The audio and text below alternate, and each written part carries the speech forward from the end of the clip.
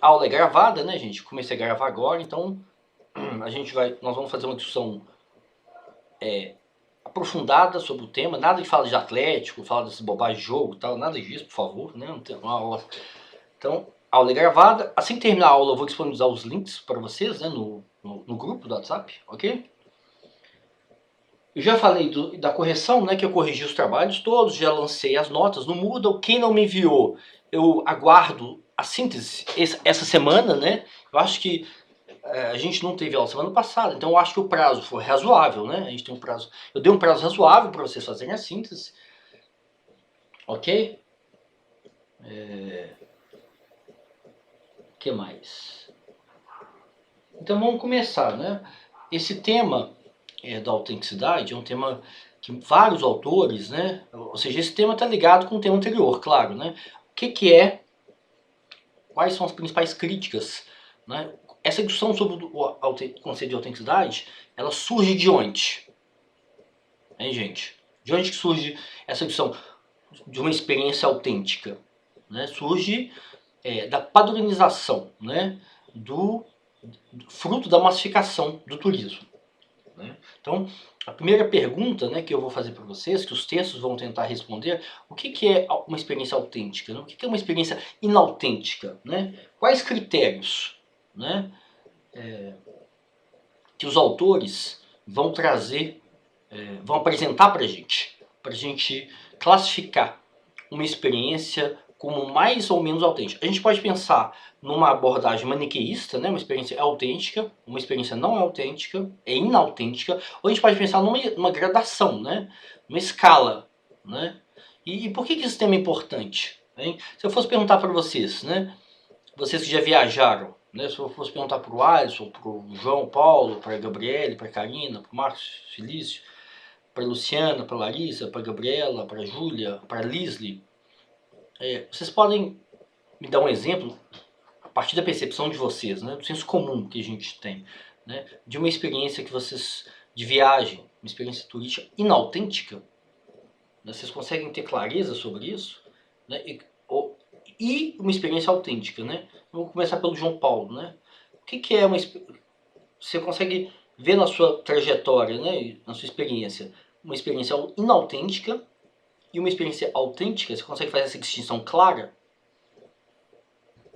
Consigo. Então dá dois exemplos para a gente começar a discussão, por favor. É, Porque não é simples, hein, gente? Não Acredito. é simples. É isso que é o ponto. A gente tem que quebrar a cabeça e tem que ver como que os Bom, textos ajudam a gente a entender isso. então eu acho que eu consigo, né? Por exemplo, eu acho que Gramado foi uma coisa mais inautêntica. Mas assim, tudo é autêntico, porque é o que aquilo ali oferece, né? Tal, mas a gente vê que eles tentam abordar uma coisa mais fantasiosa, é uma arquitetura que não tem no Brasil, né? Assim, toda a arquitetura é uma coisa mais europeia e tal. E então, assim, acho que perde a autenticidade pelo lugar que você está. Né? Você está no Brasil e parece que você está na Europa. Mas é o que eles querem Mas a passar. expectativa, não, mas aí eu problematizo, né? Mas a expectativa sua do turista não é essa? Não é ver Não, uma é isso que eu representação artificial, uma representação construída de uma realidade distinta da nossa, não é? Essa é a mas minha é que expectativa. Eu fui em Gramado também, a minha expectativa era essa também. E eu gostei, eu comi sim, muito, sim. né? Eu não acho ruim não. Eu não acho ruim não. A gente fez um trabalho agora para outra matéria e o artigo que eu escolhi para fazer foi sobre ícones, né? Ícones arquitetônicos e o turismo, né? E ele fala bem isso, porque antigamente a gente não construía os ícones arquitetônicos que a gente tem hoje de turismo, né? Torre Eiffel, Coliseu, essas coisas, não foram construídos para serem turísticos, né? Eles foram construídos com outras funções, outro mostrar poder econômico, poder político, né? Tudo ligado a grandiosidades e tal. E hoje não, hoje a gente já constrói lugares para serem ícones turísticos. Gramado é um lugar construído para ser turístico. E eu não critico, não. Eles construíram aquilo ali, é para turismo, é uma coisa para vender, é uma coisa comercial. Eu não acho ruim, não. Mas mas se for abordar esse ponto de vista, autenticidade e não autenticidade, não é a coisa mais autêntica, eu acho, que a gente tem. Agora, autêntico, por exemplo, eu gosto muito do Pantanal, vou lá no Pantanal, é uma coisa muito autêntica, a gente come comida da região. Ouro Preto aqui, a gente consegue ver coisas que estão ligadas, né? A gente visita a mina, a gente entra dentro da mina, a gente entra dentro da igrejas, né, com 300 anos, a pessoa explica o que significa cada um. Então, são coisas, é igual que dei o exemplo, né? Eram igrejas, né, voltadas ao poderio da época, né, onde a igreja tinha uma importância muito forte, que hoje viraram atrativos turísticos, são museus e tal, né? Então, foi construindo esse interesse as pessoas começaram a se interessar por esses lugares de forma autônoma, né? De forma, como é que se diz a palavra? Natural, né? Foi natural. As pessoas vão naturalmente desenvolvendo o interesse de visitar esses lugares. Diferente de Gramado, que foi construído para ser um lugar. Lógico que em algum momento surgiu o interesse, né? O pessoal está gostando disso, vamos investir nisso. E investiram nisso, mas não é uma coisa. Um exemplo, né? Não sei se eu tô. Não, tá sim. Esses dois exemplos são interessantes. Sim. Mas aí a gente tem que pensar. Aí eu quero que, né, vocês me ajudem, que a gente construa junto isso, né? Quais são os critérios que estão te norteando? Ou seja, aqui, quando eu penso em Gramado, eu penso nessa, né, o que a literatura chama de autenticidade objetiva. Né? Aí a literatura vai fazer três distinções: autenticidade objetiva, autenticidade construtivista e uma autenticidade pós-moderna, né, que a literatura chama atenção. Né? Mas essa autenticidade objetiva, ela tem a ver com essas características físicas da experiência, né? Com a característica espacial física, né? Quando você vai num parque, né? Quando você vai no Beto Carreiro, né? Você vai em Gramado, você vai em Campos do Jordão, né? Não sei. A gente tem essa sensação de que aquele ambiente ele é artificial, né? Toda a arquitetura, aquilo é artificial, aquilo foi colocado lá para os turistas, né? Então, o que você está chamando a atenção como critério para a gente discutir uma experiência autêntica de uma experiência inautêntica é essa característica física, não é isso? Né? Espacial da experiência. Né? Mas eu não critico, não, porque eu acho que não sei se foi na sua aula ou na outra que a gente estava falando de turismo de massa. Eu não acho turismo de massa ruim, porque quando eu comprei a passagem para Gramado, eu já sabia que eu estava comprando isso. Eu estava comprando essa inautenticidade, vamos dizer assim. Sim. Você não foi enganado, claro. Sim. A expectativa, a motivação e a expectativa do turista, ela é importante para a gente considerar essa questão do que é autêntico e inautêntico, né? A expectativa. Mas pode falar, Larissa. Não, é que, na verdade, eu não sei se eu tive a ideia correta, né? Mas, assim, pra mim, autenticidade é quando você sai do óbvio. Então, assim, por exemplo, o óbvio quando você vai para Gramado ou para Canela, é você ir naquela igreja, você fazer aquele passeio, aquele roteirozinho ali, ou quando você vai para o Rio de Janeiro, você vai no Cristo, no Bondinho, esse é o óbvio. Todo mundo que vai tem esse objetivo. Ou quando você vai para Salvador, a própria rede de hotéis, ela cria todo um contexto ali, tem uma baiana, tudo para você se sentir englobado no local. Mas quando você sai dessa realidade, tipo, por exemplo, você faz uma coisa extra do que é isso, você se torna autêntico, você se torna diferenciado, entendeu? Então, para mim, essa é a concepção de autenticidade. Lendo, inclusive, alguns os slides lá, né? Pelo menos foi isso que eu entendi quando ele fala de pseudo-eventos, assim, tipo, bem artificial. Sim, a gente vai discutir os autores, né? O Bernstein tem uma visão bem maniqueísta, né, do turista, né? Ele entende que o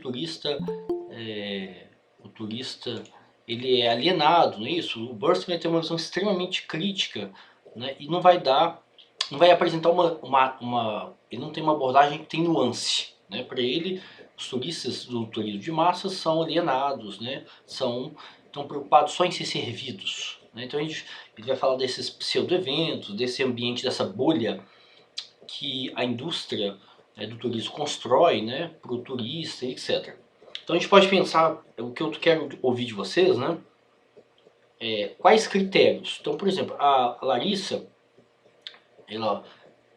ela traz um critério que é o roteiro, o destino, por exemplo. Então, você vai para o Rio de Janeiro, mas você vai fazer um roteiro alternativo, não é isso? Não é isso, Larissa? Ela tá chamando... Então, por exemplo, vamos imaginar que um grupo de turistas vá para a Copa. Vamos pegar aquele exemplo da Copa do Mundo. Vocês lembram daquele exemplo da Copa do Mundo? Que um grupo de turistas brasileiro, um grupo de amigos, né, viajou junto para a Rússia, né, para onde tinha a Copa, né, que são cidades Moscou, São Petersburgo. Ficaram junto, falam português, ficaram no mesmo hotel, né, dividiram os quartos, comeram fast food, beberam cerveja, foram ver futebol, ou seja, que é uma experiência que você já tem, que você já conhece. Eles encontraram uma mulher russa, vocês lembram desse evento? Aí um até foi demitido, um trabalhava na TAM, foi demitido, aí envolveu a polícia, eles pegaram uma mulher russa, pediram para ela falar sobre o corpo dela. Ela não domina português, foi um caso grotesco, né? Ou seja, os caras foram lá e ridicularizaram uma mulher. Pegaram uma mulher russa e ficaram falando, pediram para ela falar do corpo dela. Você fala isso em português, né? E aí foi aquele constrangimento. Aí como isso sai nas redes sociais, os caras foram demitidos, claro, né? Tem que ser muito imbecil para fazer isso. E tem um custo, né? Quando você é racista, homofóbico, misógino, né? Quando você trata uma mulher como se ela fosse um objeto, quando isso cai nas redes sociais, isso tem um custo. Então essas pessoas elas arcaram com o custo, né? Então um cara era da TAM, outro era da polícia, sei lá. Então eles se deram muito mal. Então aí a gente pode pensar, né? Ou seja, você sai, vamos seguir esse destino, vamos seguir esses critérios que o João e a Larissa apresentaram pra gente, né?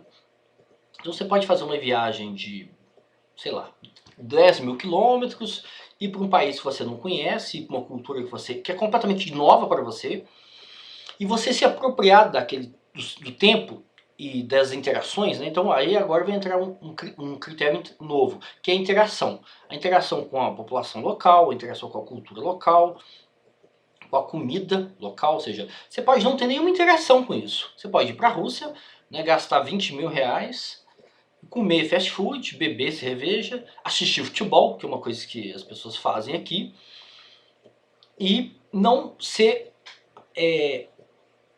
ter nenhum ganho, não se apropriar daquela cultura, né? Então você pode fazer uma viagem única na sua vida, né? Porque é uma viagem cara, é uma viagem rara, né? Sair do Brasil já é caro, e para a Rússia é mais caro ainda. Então esse exemplo é para a gente problematizar que o destino não é necessariamente autêntico. Ou seja, você pode ir para um ambiente novo, uma cultura nova, e ter uma experiência que não é autêntica. Porque você vai seguir o seu roteiro e as suas experiências, as suas interações vão ser fechadas, vão estar dentro de uma bolha.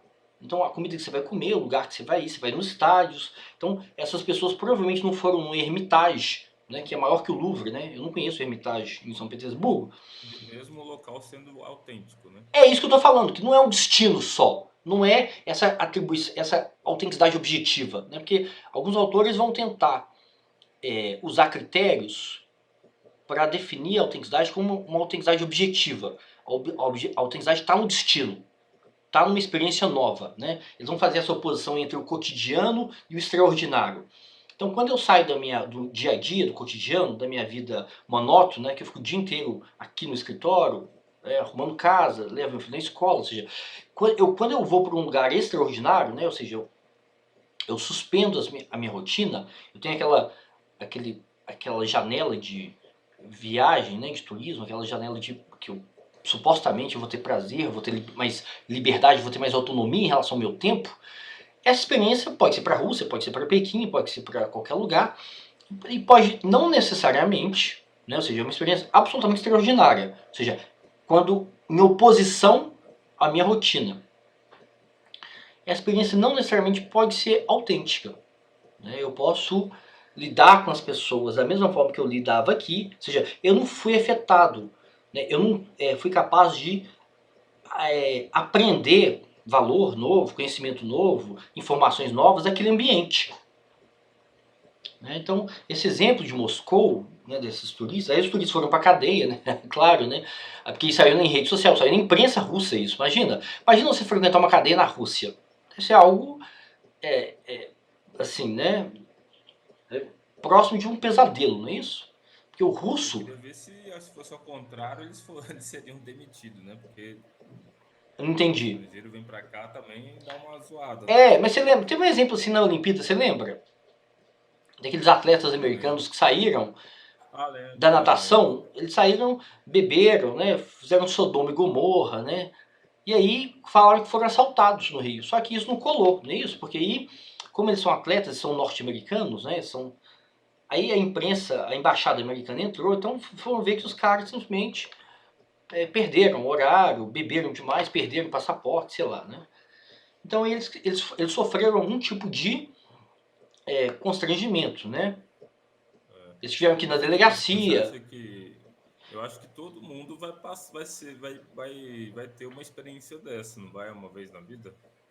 Não de constrangimento, eu digo assim, de não autenticidade, de ir para um Sim, lugar e sim, claro, acho que todo mundo vai, Mas a questão aqui é como que a gente em algum mensura. momento, vai fazer um turismozinho desse aí. Claro, mas a questão é como que essa literatura vai ajudar a gente a definir critérios para classificar uma experiência como mais autêntica e menos autêntica.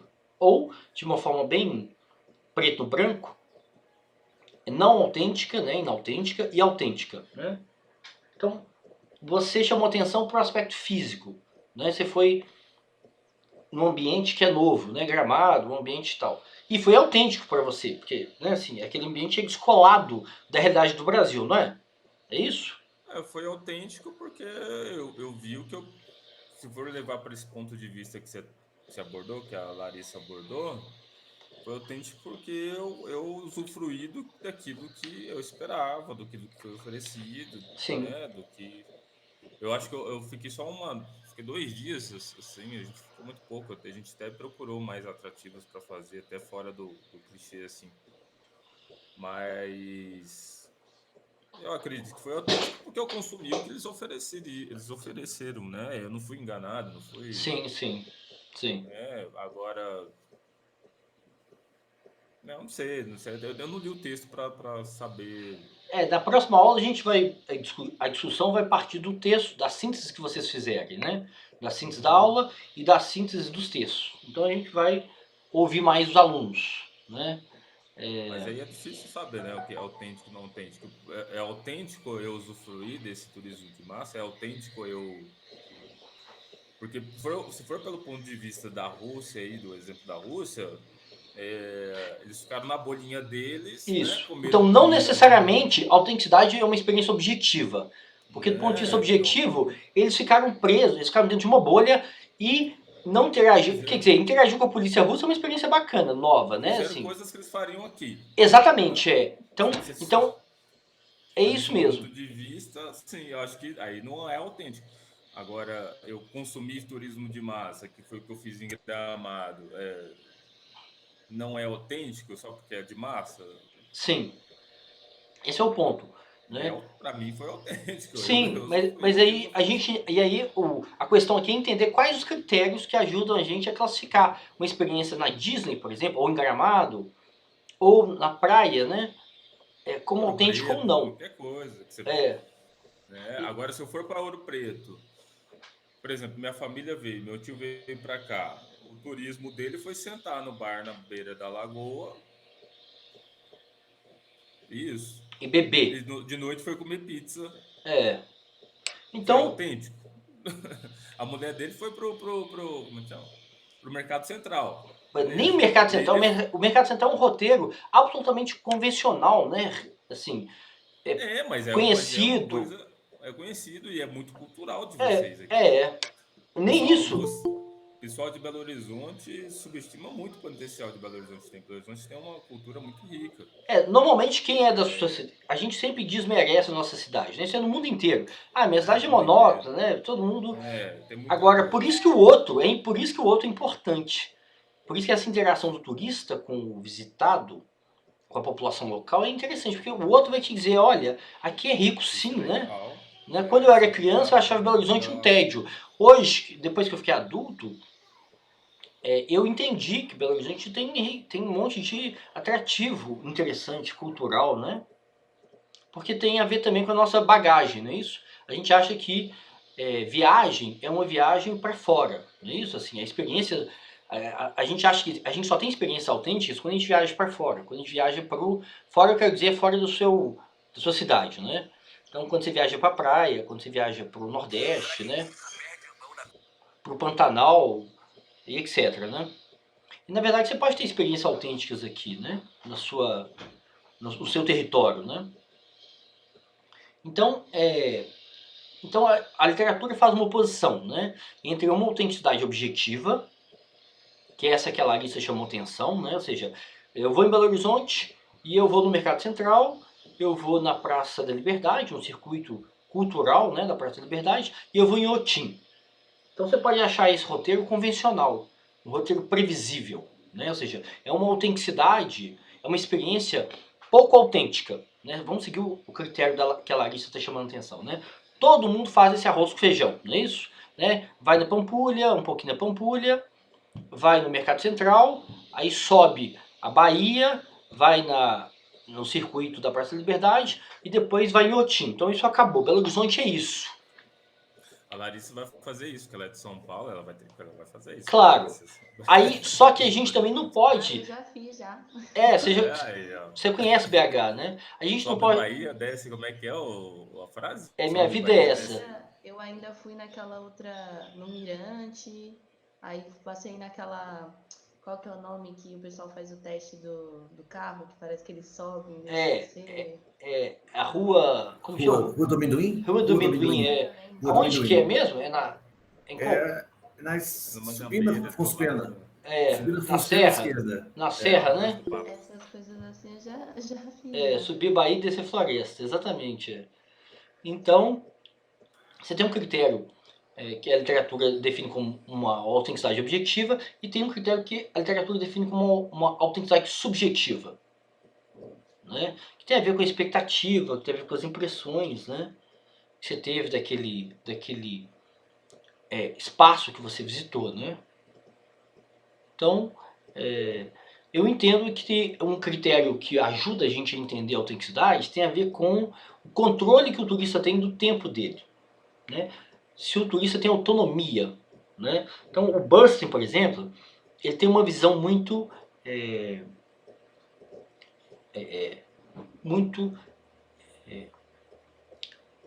homogênea do turista. Ele acha que os turistas do turismo de massa, que é o primeiro autor, né, que está na aula, o Burstyn, ele se chama Daniel Burstyn, ele tem uma visão muito restrita, muito limitada do turista. Ele entende que o turista é um sujeito comodista, consumista e alienado, né? Então ele vai falar assim, não, o turista ele quer conforto, o turista ele vai buscar sempre o resort, vai buscar sempre o parque de diversão, né?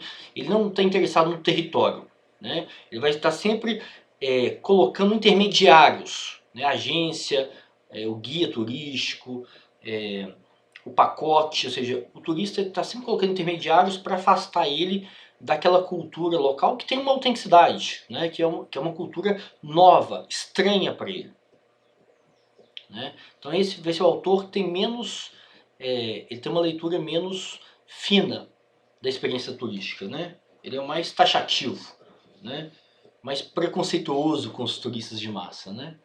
E aí, outros autores, né, que a gente vai ver ao longo dessa aula e da próxima, vão chamar atenção para uma autonomia do turista. Então isso eu acho um ponto importante. Então o Burstyn é muito taxativo, ele é muito tem uma visão muito homogênea dos turistas de massa, mas ele tem razão num ponto, né, que é essa autonomia. Em que medida que um turista, um viajante, né, vamos fazer essa oposição entre o viajante e o turista, né? Que medida, é claro, dentro de uma gradação, dentro de uma escala, né? A gente não está jogando o turista, né? A gente não está falando que o turista é alienado e o viajante não é alienado, mas vamos fazer uma gradação. Então, à medida que o turista ele tem mais autonomia do tempo dele, ou seja, que ele consegue escolher, né? Ele consegue se movimentar, né? Eu vou ficar um dia no lugar, aí fica 2, né? Ah, eu queria ficar 3 dias, mas eu achei aquela experiência péssima, eu reduzo. Né? À medida que o turista consegue escolher os lugares que ele vai viajar, né? Numa viagem de alguns dias ele muda o roteiro dele. Você tem uma certa autonomia, né? Se ele não depende de intermediários, se ele tem menos intermediários, aquela experiência pode ser mais autêntica.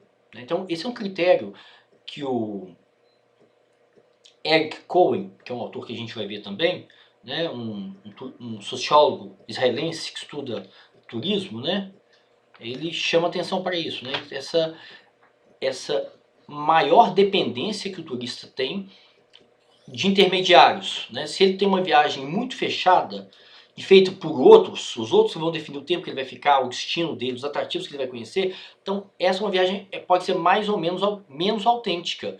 Porque quando você chega num território, você muda. Você pode abandonar um roteiro e ir para outro. Né? Então essa autonomia, que é um critério ao mesmo tempo objetivo e subjetivo. Né? Então esse é um critério que eu acho interessante para a gente pensar. Né? Se a gente... Acho que depende muito também do destino, né, professor? Pô, Do tipo de turismo que você vai fazer. Como, por exemplo, eu trabalho com Pantanal. Pantanal, a pessoa ir por conta, coitada. o risco é alto, né? É, Né? Então, assim, ela vai. Não é que ela vai. Em algum momento ela vai procurar. Porque é ermo, né? É um turismo um turismo de natureza, é ecoturismo. Ela vai ficar lá. Ah, eu vou. Você gastar não sei quantos mil reais para ficar um dia no Pantanal, a pessoa o custo é... vai A lá. relação Custo é custo-benefício alto. Então, pesa, né? assim, É, então é o tipo de turismo que você vai. Em algum momento você vai ter que pedir uma orientação. claro. Você vai precisar de um intermediário. Mas esse turista que faz isso, João, ele já deve ter, a gente imagina, né? Que ele ganha, a bagagem dele é grande, não é isso? Ele vai ganhando experiência. Ele vai lá uma vez, vai lá Geralmente, 2 vezes, vai lá 3 vezes, aí ele vai pescar. Aí ele vai sozinho, né? Ele e um grupo de amigos, né? Depois de ir várias vezes com o guia, ele já tem ele começa a ter mais autonomia, né? ele vai pegar o telefone direto do barco, da pousada, ele fecha direto com a pousada, em vez de fechar com uma agência. Enfim, ele vai ter algumas autonomias que ele já vai saber como é. Ele mesmo vai alugar o carro dele.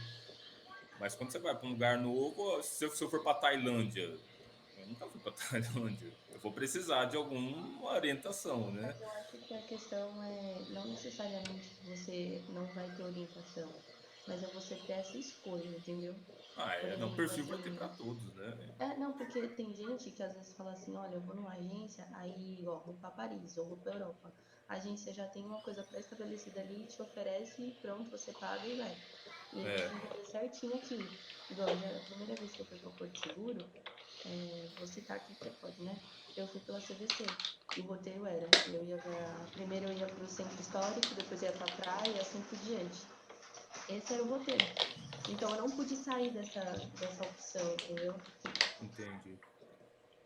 Isso que eu falo. Eu acho que depende muito do perfil. Acho que tem público para tudo. Por isso que eu não gosto muito dessas definições do turismo, esse preconceito com o turismo de massa, essa coisa muito quadrada. Acho que tem perfil para tudo. Quando eu fui para Porto Seguro, minha tia morava lá. Eu fiquei um mês na casa dela. A gente andava para cima e para baixo do jeito que a gente queria. É outra Então tem experiência, né? perfil e momento É, para tudo, né? é. Não dá Mas para a discussão sobre generalizar. turismo de massa, eu trouxe para vocês, eu apresentei, né, os textos e a discussão, não é no sentido de ter uma visão preconceituosa, né? Eu acho isso, né, que tem que ficar claro, né? Não é ter uma visão maniqueísta. A gente não espera, né, qualquer pessoa racional, né, não espera que o turismo vai voltar para o século XIX, para aquele modelo do século XIX, né? À medida que as sociedades, que a economia capitalista avança e que você tem uma mobilidade social, né, da classe E para a classe D, da classe D para a classe C, da classe C para a classe B, o consumo né, da experiência da viagem, do turismo, aumenta, claro. Né? A gente vive numa sociedade, o Brasil tem 210 milhões, né, a nossa população. Os Estados Unidos tem 330, né, a Alemanha tem 80 milhões, a China tem 1 bi, a Índia tem 1 bi, o Japão tem 140 milhões, eu acho, eu não lembro. Então a gente vive numa sociedade onde a expectativa de vida aumentou muito, não é isso? Então a gente vive 80 anos, 100 anos. No Japão eles vivem 100 anos, tá, gente? A gente não, a gente vive menos. Né? Mas, e o acesso ao consumo também aumentou muito. A gente vive numa sociedade muito desigual, mas ao mesmo tempo rica. Né? Então a gente não espera voltar para o século XVIII, né? Que só viajava quem era da nobreza. Né? Então o turismo espacial, por exemplo, se a gente vamos pensar o turismo espacial, pode ser a experiência mais autêntica, não é? Mas qual que é a relevância do turismo espacial para o turismo de massa, para o turista normal, né? É zero, não é isso? Eu vou pagar 100 mil dólares, eu não sei quanto que é uma passagem, um ticket, né? Se parcela no cartão, né? Imagina, se parcela no cartão, dá para parcelar, né? 30 mil dólares, eu não sei quanto que é uma passagem da empresa da Amazon, ou a empresa do Elon Musk, ou a empresa britânica Virgin, né? Então, ou seja, pode ser uma experiência autêntica, mas ela não é uma experiência que ela é impossível para praticamente todo mundo, né? Então a autenticidade, ela não deve chegar nesse limite, né, de ser altamente restritiva, altamente excludente, né? Senão não tem sentido, tem? Hein, gente? A gente tem, daqui a pouquinho, essa primeira parte da aula encerra, que é 5 minutos a gente encerra, aí eu mando o segundo link no grupo, né, do WhatsApp, mas então a gente tem que tomar cuidado, né, isso que o João está chamando a atenção, de não ter uma leitura preconceituosa, né, simplista do processo de democratização do turismo, que é um processo a longo prazo irreversível, né? Claro que ele é sujeito à economia, ao desemprego, né? Então a gente está no momento agora de desemprego, inflação, né? Eu vi que a inflação do turismo, vocês devem ter visto isso, né? A inflação do turismo é a mais alta, né? Então a inflação do Brasil está chegando já chegou a 2 dígitos, né? A gente está num processo de controle inflacionário, a inflação tem a ver com o poder de compra, não é isso? Né? Então a inflação chegou a 2 dígitos e a inflação do turismo é da ordem de 40%. É pior. Né? Então preço da passagem, alimentação, hotel, então é extremamente excludente. Então esse é o pior cenário que a gente pode ter. Né? Uma economia que exclui as pessoas. Né? A gente tem acesso a uma viagem. Né? Então começa a ter muita viagem de transporte legal, não é isso? Aqui em Minas, então, vocês viram que a Assembleia votou uma lei que obriga o turista a usar o transporte rodoviário convencional, vocês viram, né? Aquela empresa Buzzer, é Buzzer que chama, não é? É Buzzer? Então,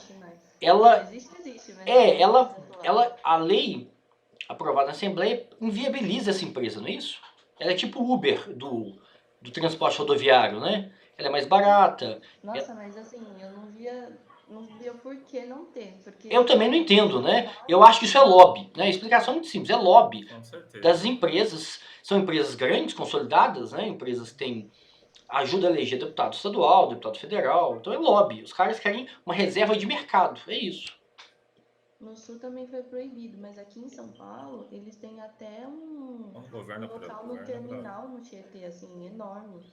Porque tem muita gente e aí tá oferecendo a possibilidade das pessoas viajarem. Não deixou de ter, é do lado do Tietê. Sim. Não sei se você conhece, mas o Tietê é o terminal rodoviário maior aqui. Então, assim, só para ter uma noção que não deixou de existir uma coisa porque nasceu outra.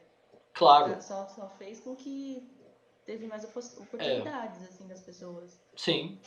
Então isso é reserva de mercado. Mesma coisa o Uber. Quando o Uber chegou nas cidades brasileiras, a reação dos taxistas foi de ir para cima, não é isso? Uma reação violenta, inclusive. Né? Eles chegaram a agredir.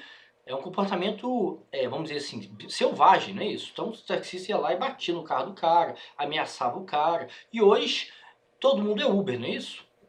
Apesar do preço da gasolina estar R$7, né, quase R$7, isso inviabiliza, né, para muita gente o serviço.